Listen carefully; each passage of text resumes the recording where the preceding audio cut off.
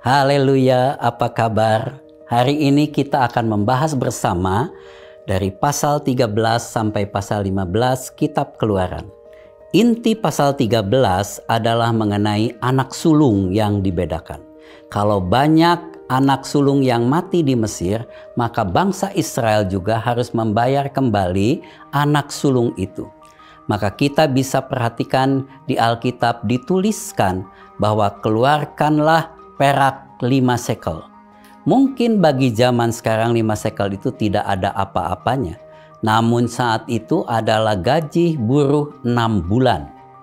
Maka itu sangat membebani mereka secara finansial. Namun itu yang diminta Tuhan. Di sini ditekankan intinya bahwa keselamatan itu tidak mudah dan murah. Sehingga harus hidup bersyukur kalau kita diselamatkan. Selanjutnya adalah mengenai hari raya roti tidak beragi dan Paskah.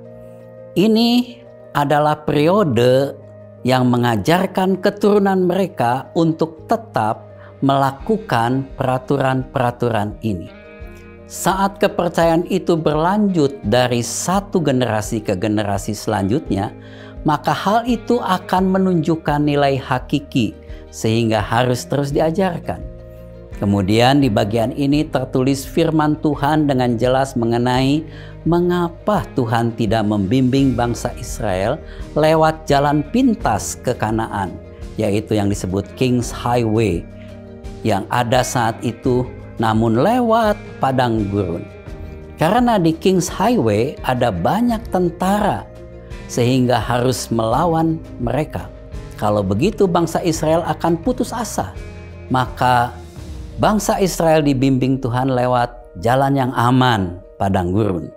Firman-Nya jelas di pasal 14 dituliskan tentang kisah bangsa Israel yang menyeberangi Laut Merah. Setelah Firaun mengizinkan bangsa Israel pergi, pikirannya pun berubah. Pasti karena merasa sayang, maka ia mengirim tentara untuk mengejar mereka. Di depan Laut Merah ada 2 respon dari bangsa Israel. Pertama, bangsa Israel mulai menyalahkan Musa bersungut-sungut. Sebenarnya yang disayangkan adalah mereka melupakan anugerah Tuhan yang mereka alami dan mulai bersungut-sungut menyalahkan Musa. Yang penting di sini adalah sebagai pemimpin, Musa mulai bergerak secara rohani.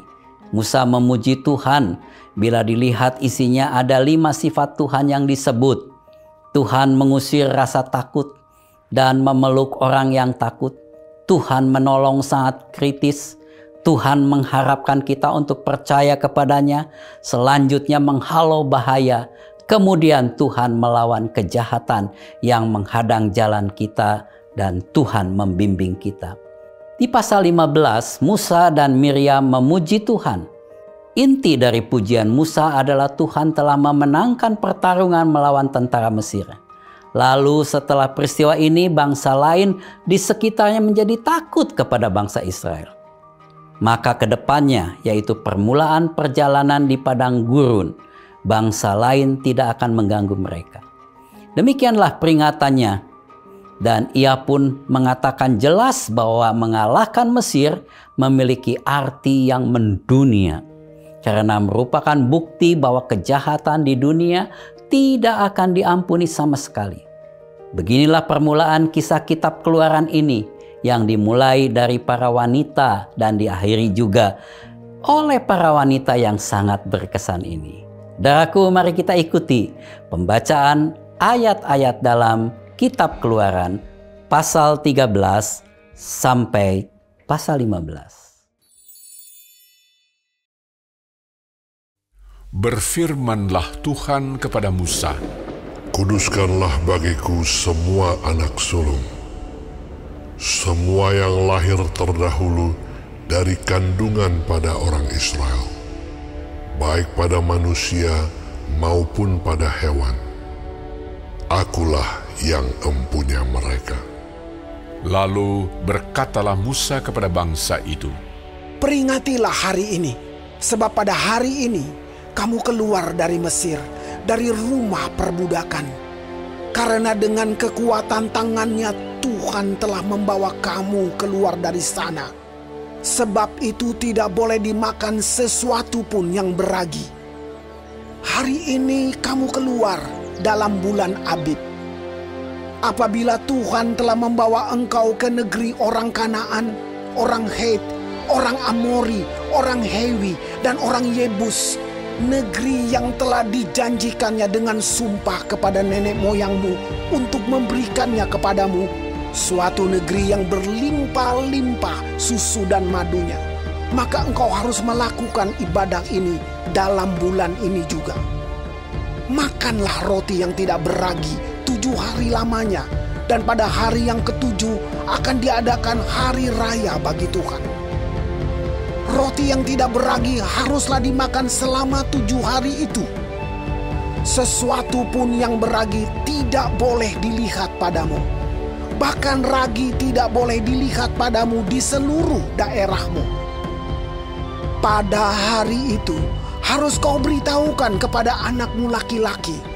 Ibadah ini adalah karena mengingat apa yang dibuat Tuhan kepadaku pada waktu aku keluar dari Mesir.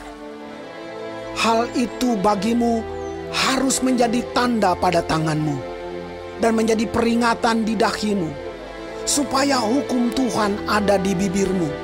Sebab dengan tangan yang kuat Tuhan telah membawa engkau keluar dari Mesir.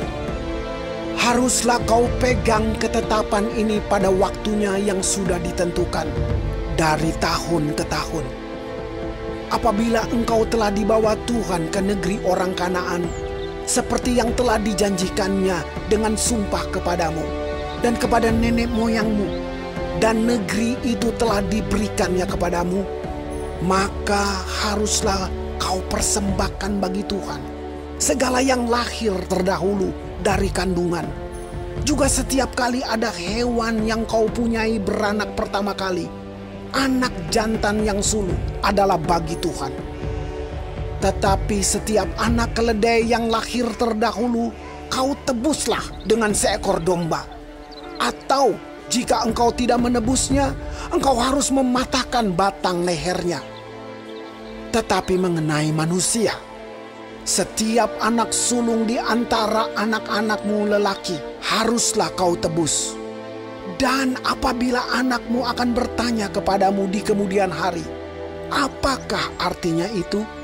Maka haruslah engkau berkata kepadanya, dengan kekuatan tangannya Tuhan telah membawa kita keluar dari Mesir, dari rumah perbudakan. Sebab ketika Firaun dengan tegar menolak untuk membiarkan kita pergi, maka Tuhan membunuh semua anak sulung di tanah Mesir, dari anak sulung manusia sampai anak sulung hewan. Itulah sebabnya maka aku biasa mempersembahkan kepada Tuhan segala binatang jantan yang lahir terdahulu dari kandungan. Sedang semua anak sulung di antara anak-anakku lelaki ku tebus. Hal itu harus menjadi tanda pada tanganmu dan menjadi lambang di dahimu. Sebab dengan kekuatan tangannya Tuhan membawa kita keluar dari Mesir. Setelah Firaun membiarkan bangsa itu pergi, Allah tidak menuntun mereka melalui jalan ke negeri orang Filistin, walaupun jalan ini yang paling dekat, sebab firman Allah, Jangan-jangan bangsa itu menyesal apabila mereka menghadapi peperangan, sehingga mereka kembali ke Mesir. Tetapi Allah menuntun bangsa itu berputar melalui jalan di padang gurun menuju ke Laut Teberau. Dengan siap sedia berperang, berjalanlah orang Israel dari tanah Mesir. Musa membawa tulang-tulang Yusuf, sebab tadinya Yusuf telah menyuruh anak-anak Israel bersumpah dengan sungguh-sungguh. Allah tentu akan mengindahkan kamu, maka kamu harus membawa tulang-tulangku dari sini. Demikianlah mereka berangkat dari Sukot dan berkemah di Etam, di tepi padang gurun. Tuhan berjalan di depan mereka, pada siang hari dalam tiang awan untuk menuntun mereka di jalan, dan pada waktu malam dalam tiang api untuk menerangi mereka, sehingga mereka dapat berjalan siang dan malam. Dengan tidak beralih, tiang awan itu tetap ada pada siang hari dan tiang api pada waktu malam di depan bangsa itu.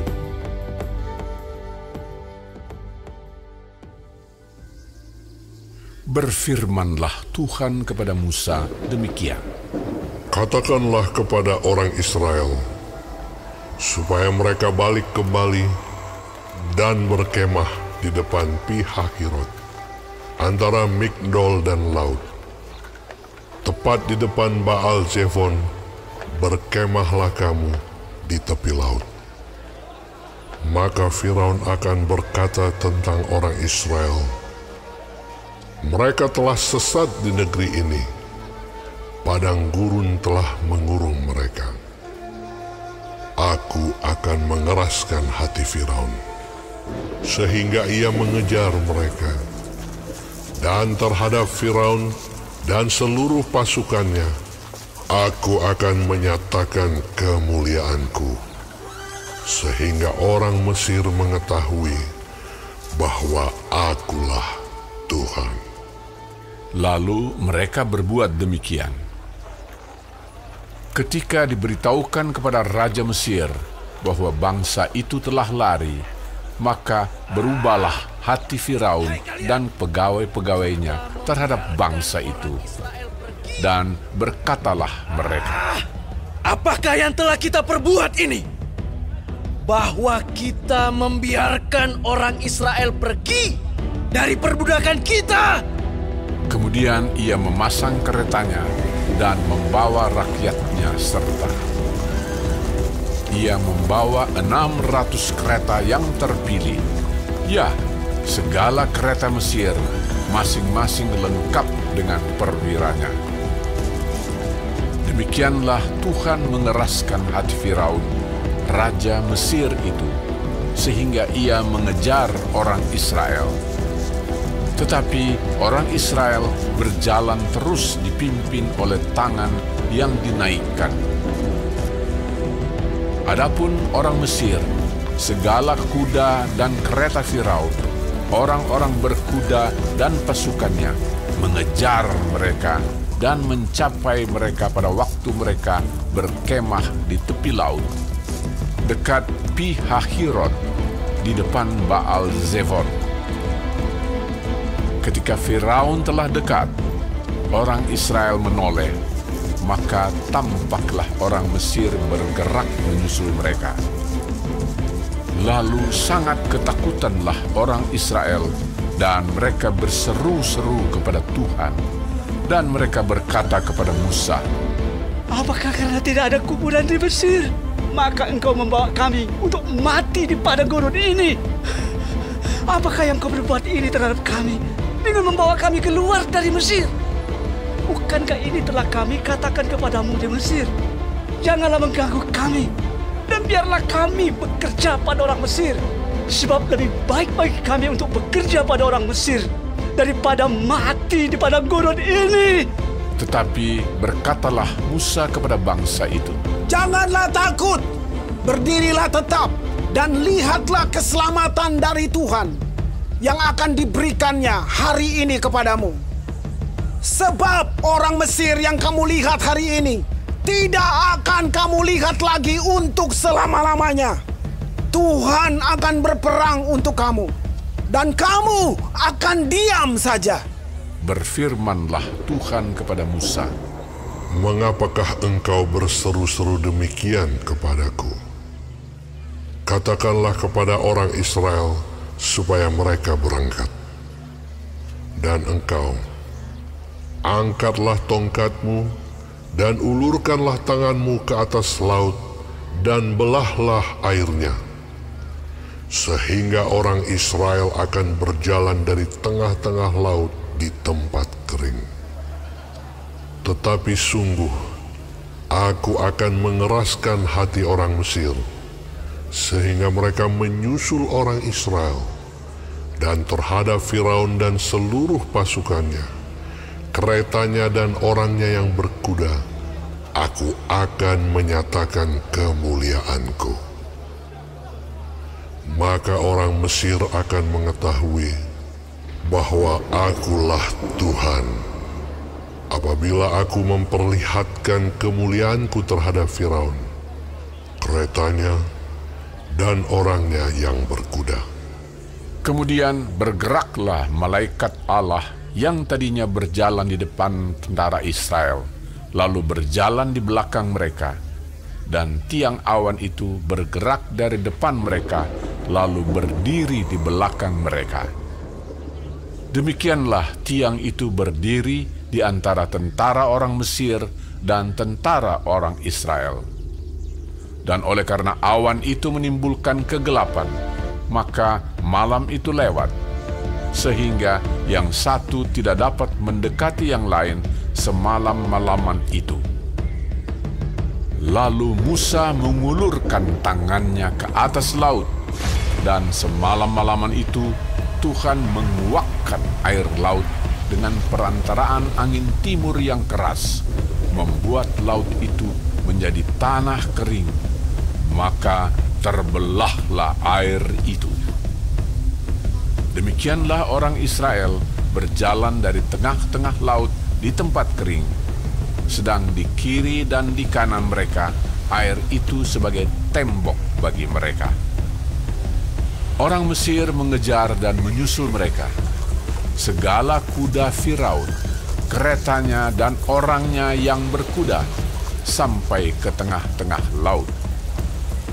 Dan pada waktu jaga pagi, Tuhan yang di dalam tiang api dan awan itu memandang kepada tentara orang Mesir, lalu dikacaukannya tentara orang Mesir itu. Ia membuat roda keretanya berjalan miring dan maju dengan berat, sehingga orang Mesir berkata, "Marilah kita lari meninggalkan orang Israel, sebab Tuhanlah yang berperang untuk mereka melawan Mesir." Berfirmanlah Tuhan kepada Musa, ulurkanlah tanganmu ke atas laut, supaya air berbalik meliputi orang Mesir, meliputi kereta mereka dan orang mereka yang berkuda. Musa mengulurkan tangannya ke atas laut, maka menjelang pagi berbaliklah air laut ke tempatnya. Sedang orang Mesir lari menuju air itu. Demikianlah Tuhan mencampakkan orang Mesir ke tengah-tengah laut. Berbaliklah segala air itu, lalu menutupi kereta dan orang berkuda dari seluruh pasukan Firaun, yang telah menyusul orang Israel itu ke laut. Seorang pun tidak ada yang tinggal dari mereka.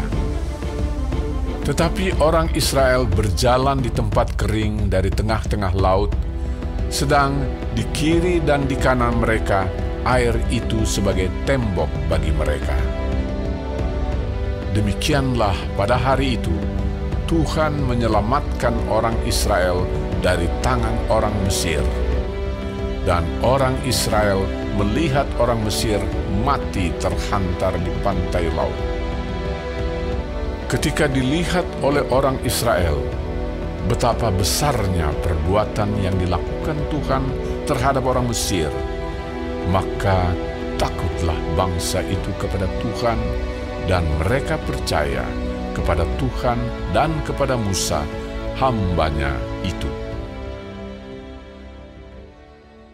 Pada waktu itu, Musa bersama-sama dengan orang Israel menyanyikan nyanyian ini bagi Tuhan yang berbunyi, Baiklah aku menyanyi bagi Tuhan, sebab Ia tinggi luhur, kuda dan penunggangnya dilemparkannya ke dalam laut. Tuhan itu kekuatanku dan mazmurku, Ia telah menjadi keselamatanku. Ia Allahku, ku puji Dia, Ia Allah Bapakku, ku luhurkan Dia. Tuhan itu pahlawan perang, itulah namanya. Kereta Firaun dan pasukannya dibuangnya ke dalam laut. Para perwiranya yang pilihan dibenamkan ke dalam laut Teberau. Samudra Raya menutupi mereka. Ke air yang dalam mereka tenggelam seperti batu. Tangan kananmu Tuhan mulia karena kekuasaanmu. Tangan kananmu Tuhan menghancurkan musuh. Dengan keluhuranmu yang besar, engkau meruntuhkan siapa yang bangkit menentang engkau. Engkau melepaskan api murkamu yang memakan mereka sebagai tunggul gandum. Karena nafas hidungmu, segala air naik bertimbun-timbun. Segala aliran berdiri tegak seperti bendungan. Air bah membeku di tengah-tengah laut. Kata musuh, aku akan mengejar, akan mencapai mereka, akan membagi-bagi jarahan. Nafsuku akan kulampiaskan kepada mereka, akan kuhunus pedangku, tanganku akan melenyapkan mereka. Engkau meniup dengan taupanmu, laut pun menutupi mereka. Sebagai timah, mereka tenggelam dalam air yang hebat. Siapakah yang seperti engkau di antara para Allah, ya Tuhan?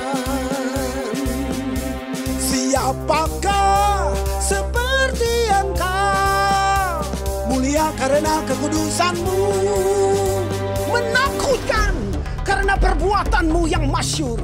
Engkau pembuat keajaiban, engkau mengulurkan tangan kananmu, bumi pun menelan mereka. Dengan kasih setiamu, engkau menuntun umat yang telah kau tebus. Dengan kekuatanmu, engkau membimbingnya ke tempat kediamanmu yang kudus. Bangsa-bangsa mendengarnya, mereka pun menggigil. Kegentaran menghinggapi penduduk tanah Filistin. Pada waktu itu, gemparlah para kepala kaum di Edom. Kedahsyatan menghinggapi orang-orang berkuasa di Moab. Semua penduduk tanah Kanaan gemetar. Ngeri dan takut menimpa mereka karena kebesaran tanganmu. Mereka kaku seperti batu. Sampai umatmu menyeberang, ya Tuhan, sampai umat yang kau peroleh. Menyeberang, engkau membawa mereka dan kau jangkaukan mereka di atas gunung milikmu sendiri. Di tempat yang telah kau buat kediamanmu, ya Tuhan. Di tempat kudus yang didirikan tanganmu, ya Tuhan. Tuhan memerintah kekal selama-lamanya.